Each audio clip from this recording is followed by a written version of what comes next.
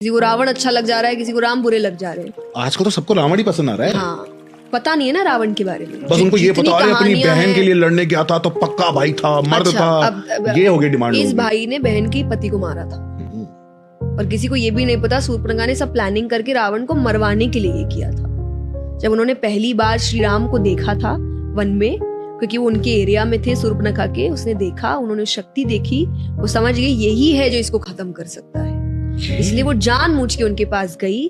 फिर वो सारे कथाएं हुई, फिर वो अपने भाई के पास आई, फिर भाई को भड़काया कि उनके साथ जो पत्नी है वो अति सुंदर है, वो तो लंका की महारानी होनी चाहिए। तो वो एक तो बहन के कोई बदले के लिए गया नहीं था, उसे था अपने लंका को और शानदार बनाना, वो शानदार सुंदर रानियों से बन सकता है, तो वो इन चीजों के लिए गया। दूसरा, ये भी अगर किसी को नहीं पता है, he was a rapist, please go and read about it. उन्होंने एक अप्सरा का बलात्कार किया था जिनसे उनको श्राप मिला था, जिसे लोग कहते हैं ना कि मुझे रावण जैसा व्यक्ति चाहिए जिसने सीता माँ को हाथ नहीं लगाया। हाँ, आजकल तो यही बोलते हैं ना, क्योंकि वो लगा नहीं सकता था। हाँ। उसको श्राप मिला था कि अगर बिना इच्छा से किसी भी स्त्री को छुआ तो उसके 100 टुकड़े हो जाएंगे। इसीलिए he tried his level best.